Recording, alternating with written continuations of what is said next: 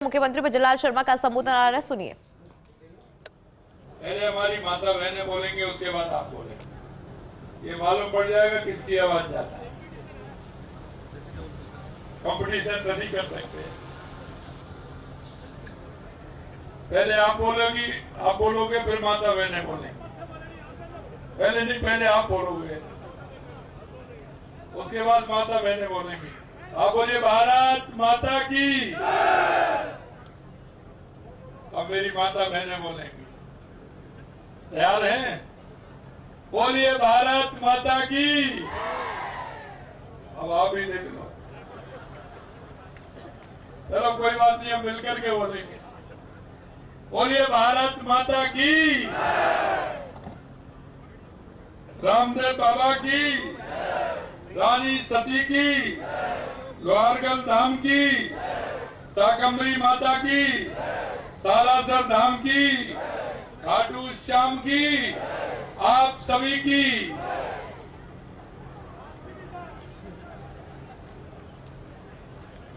आज के इस झुंझुनू के स्वागत के इस कार्यक्रम में मंच पर विराजमान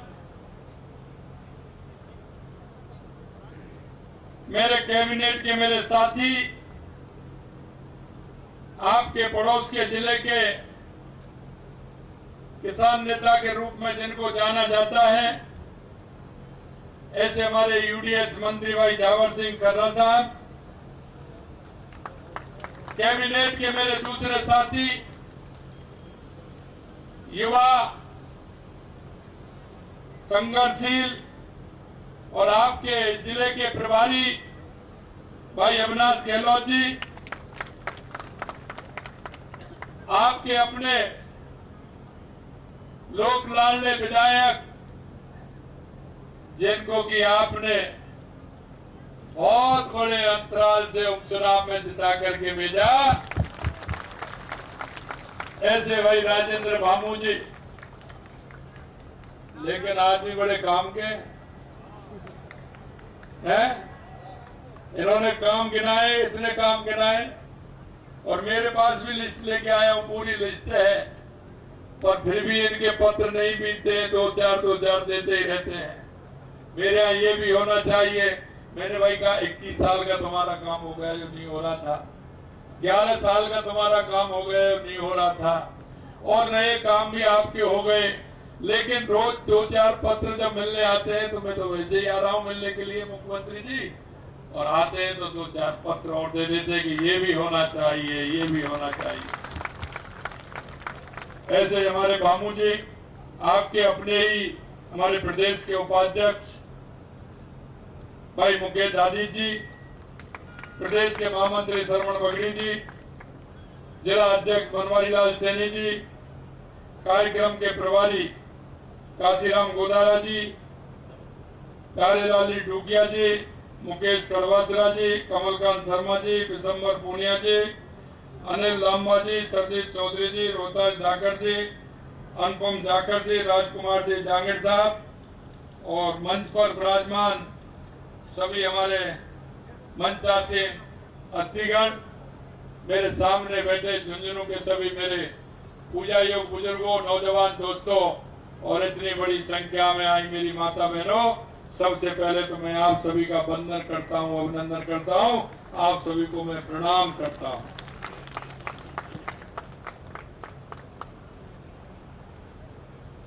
मुझे पता है कि आप सभी लोगों ने जिस मेहनत और विश्वास के साथ उपचुनाव के अंदर राजेंद्र भामू जी को जिता करके भेजा, उसके लिए भी मैं आप सभी को बधाई देना चाहता हूं, आपको शुभकामनाएं देना चाहता हूं। मित्रों, मैं एक बात और आपसे कहना चाहता हूं कि आपको देखना है कि जो लोग लंबे समय से कि झुंझुनू की राजनीति में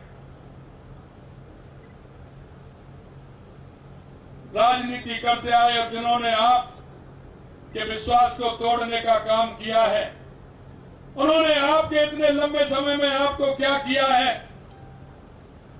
और एक तरफ आपने राजेंद्र बाबू जी को जिता करके भेजा है, इनके काम भी देख लेना और उनके काम का आंकलन भी कर लेना कि किस तरह से काम होगा। मैं ये बात इसलिए आपसे कहना चाहता हूं, मेरे भाइयों, हमारा भाई वो होता है जो वक्त पर काम आता है।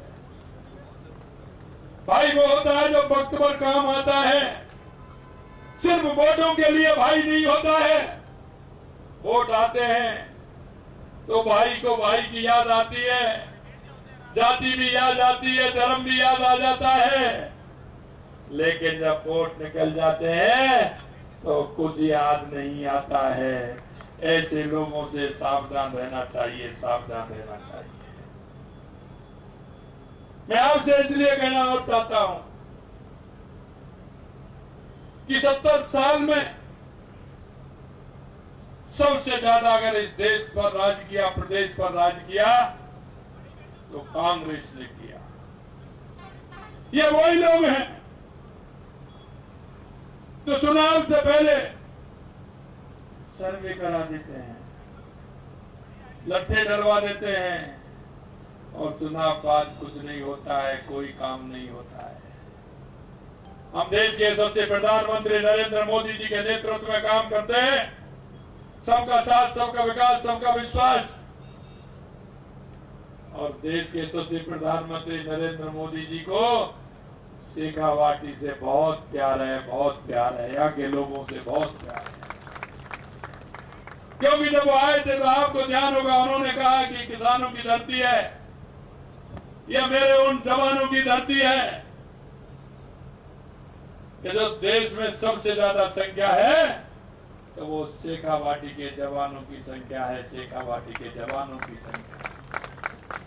और कभी कभी भी जब मैं देखता हूं कहीं भी मेरे को किसी भी प्रदेश के बॉर्डर पर जाने का मौका मिलता है या ऐसे स्थान पर जाने का मौका मिलता है जहां मेरी सैनिकों से मुलाकात होती है, जब मैं देखता हूं कोई ना कोई मेरे को शेखावाटी का सैनिक जब मिलता है, मेरा सीना गर्व से ऊंचा हो जाता है कि मेरा शेखावाटी का भाई किसी न किसी सीमा पर, किसी न किसी मोड़ पर देश की सेवा के लिए प्रणबद्ध है।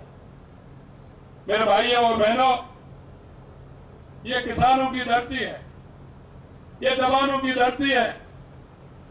इसलिए देश के यशस्वी प्रधानमंत्री नरेंद्र मोदी जी के नेतृत्व में लगातार यहाँ जो भी हमको बता रहे हैं, जो भी काम आ रहे हैं, लगातार हमारी सरकार कर रही है।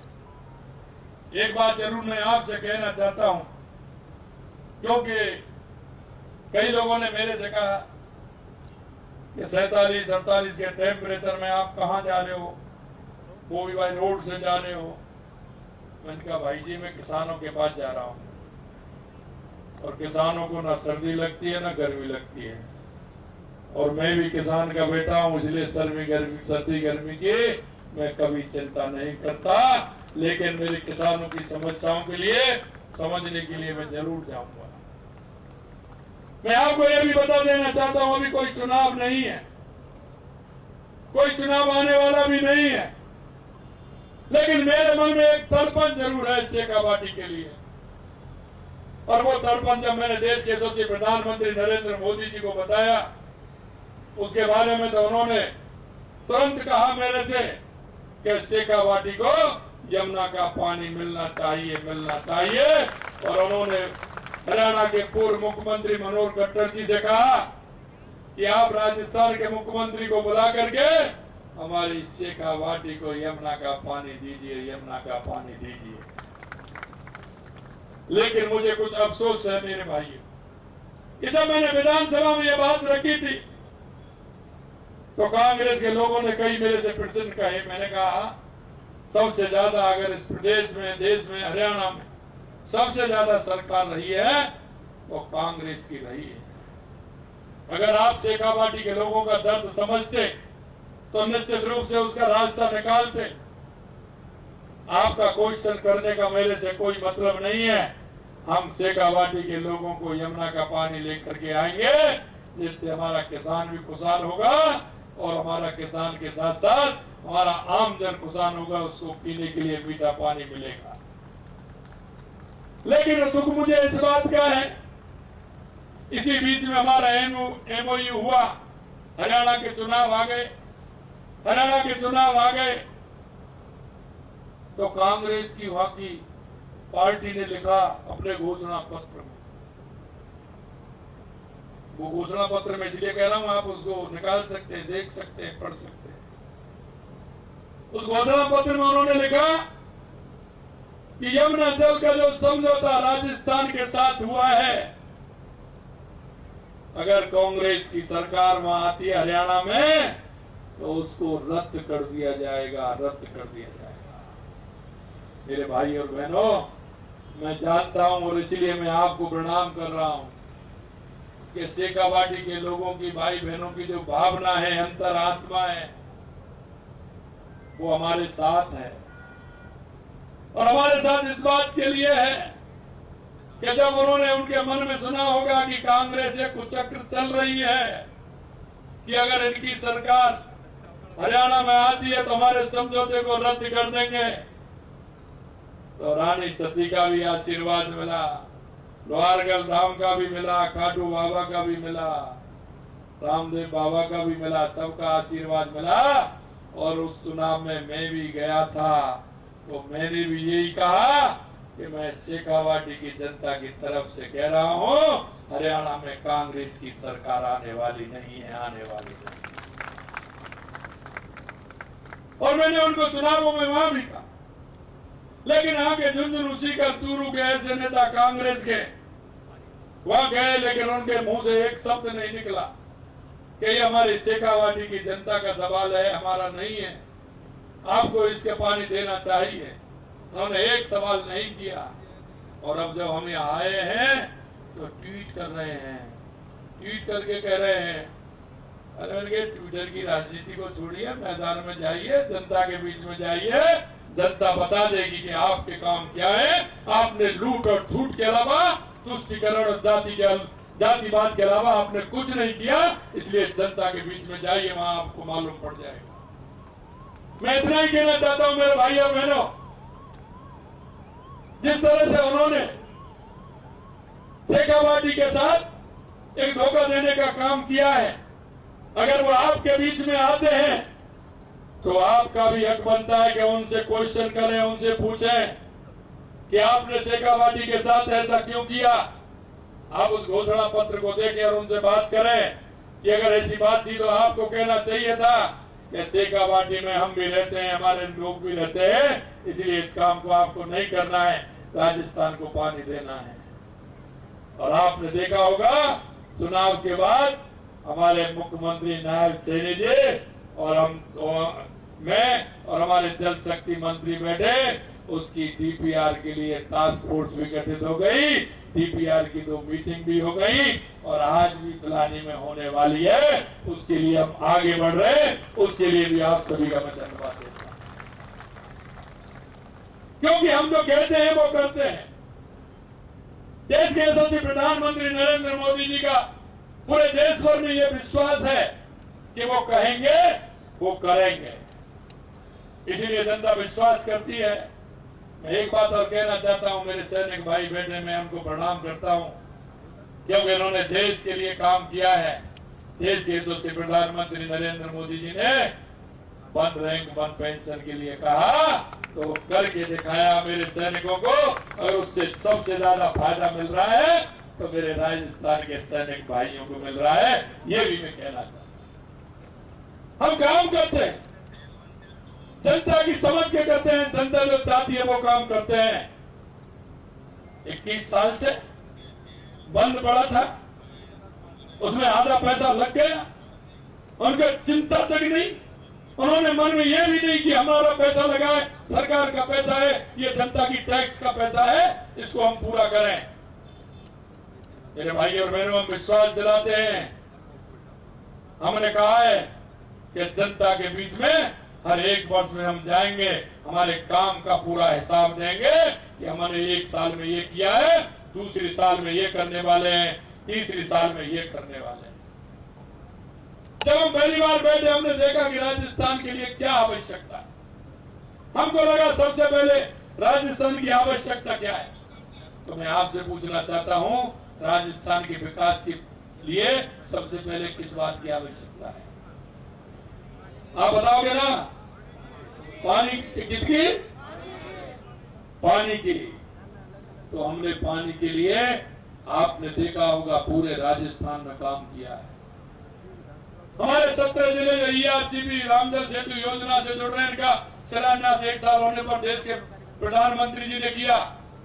दूसरा, आप यमुना समझौता देख रहे हैं, यमुना समझौता का DPR बन रही है। तीसरा, आपने देखा होगा इंदिरा गांधी नहर, गंग नहर के लिए 3400 करोड़ रुपए से सुधारने के लिए, खालों के निर्माण के लिए, डिग्गी के निर्माण के लिए हमने पैसा दिया है। दूसरा, चौथा पैसा हमने देवास स्कीम के लिए दिया है, जो उदयपुर से पानी आएगा। उदयपुर का आधा पानी अरब सागर की तरफ जाता था, आधा हिंद महासागर की तरफ हमारी तरफ आता था। जिसका उपयोग होता था उसका उपयोग नहीं होता था। उसमें भी टनल बना के, एनीकट बना के उस पानी को भी हमने लेने का काम किया है। हमारी माई डैम की स्कीम को, बांसवाड़ा डूंगरपुर पानी तक कैसे जाए, उसका काम हमने किया है। पानी और सिरोही के लिए उसका पानी कैसे मिले, हमने नर्मदा पर भी काम किया है कि हमारे सांचौर, बाड़मेर, रानीवाड़ा और भीनमाल को पानी कैसे मिले, इसके लिए भी हमने काम किया है। हम राजस्थान में काम कर रहे हैं, पानी के लिए काम कर रहे हैं, और हम आपको विश्वास दिलाते हैं कि हमारी जितनी भी स्कीम है, हम उनको धरातल पर ला करके राजस्थान के किसान को मजबूत करने का काम करें। यहीं से कहा था उन्होंने, कांग्रेस के लोग झूठ बहुत बोलते हैं, और झूठ ऐसी बोलते हैं वो चल नहीं पाती। कहा ना, आलू से सोना बनाने, अरे बन जाएगा क्या? अरे आप बताओ झुंझुनू वाले, आलू वो तो आप खा के आए हैं, वो तो आप खा के आए हैं। 40% पूछ लीजिए, कोई सब्जी खा के आए। लेकिन मैं ये कह सकता हूं कि आलू से सोना तो नहीं बना सकता, लेकिन मेरे किसान को अगर पानी मिलेगा, मेरा किसान जरूर धरती का सीना चीर करके सोना उगाने का काम करेगा। ये तो मैं कह सकता हूं। मैं इतना आपसे निवेदन करना चाहता हूं। दूसरी समस्या हमारी बिजली की थी। हमने कहा है किसान से, क्यों किसान की तकलीफ को हम जानते हैं। अंधेरे में जाता है, लाइट आती है, घर वहां पहुंचता है, परेशान होता है। हमने कहा किसान को 2027 में हम दिन में बिजली देने का काम करेंगे। किसान दिन में काम करें, शाम को अपने परिवार के साथ, बीवी बच्चों के साथ आराम से समाचार सुने, नाटक देखें, और क्या क्या आते हैं वो देखें सभी, जिससे कि आराम से परिवार के साथ बैठने का मौका उसको मिले। क्या होता है, लाइट आती है, रात को वहां चला जाता है, दिन को वहां रहता है, ना तो समाचार सुन पाता है, ना परिवार के बच्चे सब पढ़ने चले जाते हैं, ना मिल पाते हैं, ना कुछ होता है। हमने कहा किसान को दिन में बिजली देने का काम करेंगे। सबसे पहले हमने बिजली के ऊपर किया 2,24 करोड़ का केंद्र सरकार से किया। देश के यशस्वी प्रधानमंत्री नरेंद्र मोदी जी ने कहा कि बिजली में राजस्थान को आगे बढ़ाई। अभी हमने देखा होगा 4 दिन पहले मैं जैसलमेर गया, 975 मेगावाट का उद्घाटन करके आ गया। इतनी जल्दी बनाए। और आगे भी मैं कहना चाहता हूं कि लगातार जो एमओ हमारे राज्य के राजस्थान में हुए, उसमें अधिकतर हमारे बिजली के हैं। तो बिजली में हम आत्मनिर्भर बनेंगे। हम किसान को भी अन्नदाता और ऊर्जादाता भी बना रहे हैं। किसान के यहाँ भी बिजली लगा रहे हैं। हमारी सरकारी जितनी बिल्डिंग है, हमने रूफ टॉप पर हमने उसके भी कहा है कि उसको भी हम रूफ टॉप पर लगा करके सोलर के माध्यम से हम वो बिजली भी, हम ऑफिसों में भी बिजली लगाएंगे। उसका जो बचेगी वो बिजली हम पूरी हम लेंगे। उसके क्षेत्र में काम किया है। दूसरा, हमारे युवा, हमारी युवा युवती, हमारी जो पढ़ रही है, युवा है। आपने देखा होगा पिछली सरकार में उनके सपनों को तोड़ने का काम किया।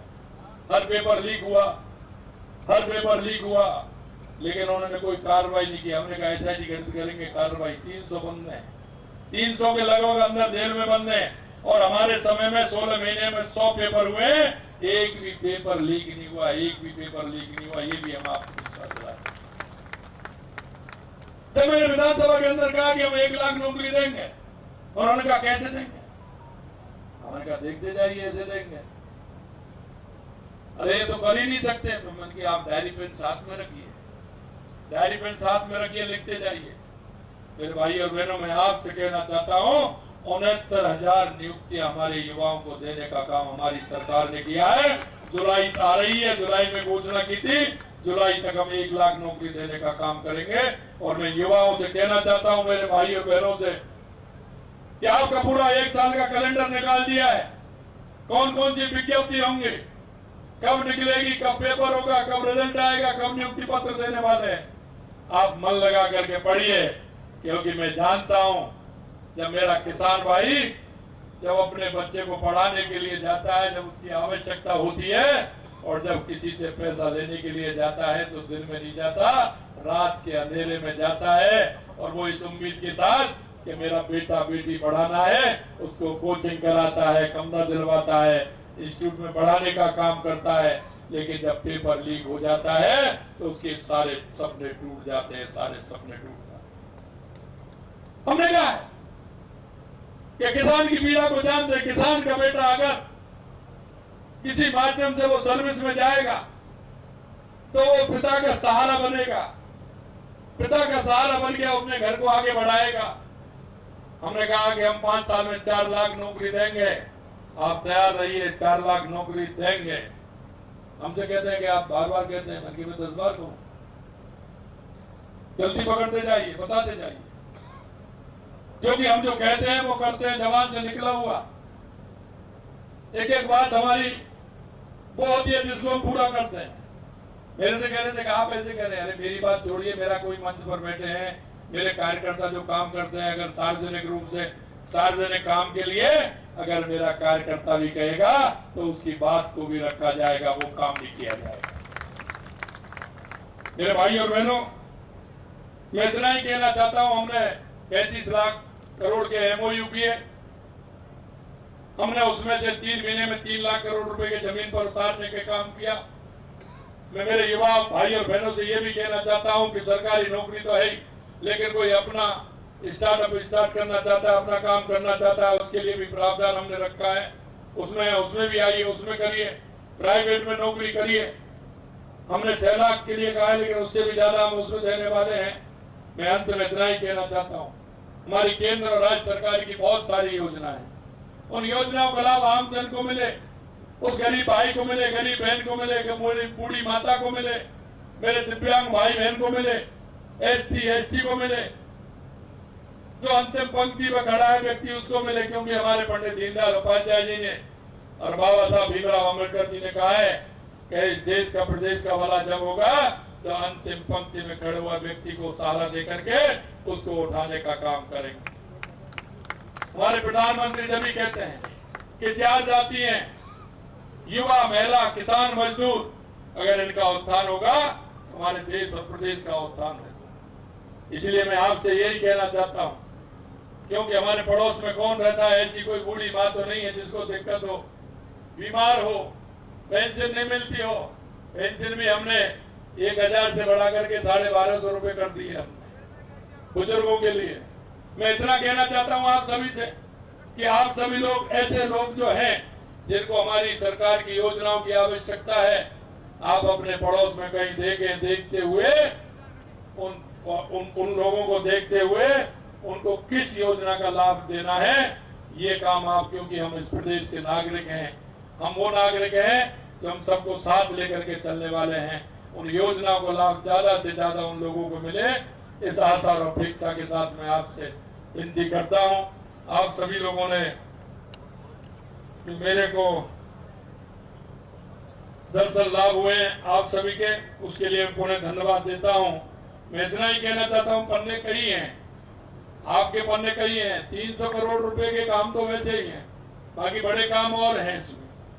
ये जो मेरे पन्ने हैं, मैंने देखा है झुंझुनू हवाई पट्टी की मरम्मत का काम इसमें होगा, झुंझुनू में फ्लाइंग ट्रेनिंग का भी स्थापना की जाएगी, झुंझुनू में खुलाबंदी की स्थापना की, झुंझुनू में न्यायालय, भ्रष्टाचार निवेदन ये भी खोला जाएगा।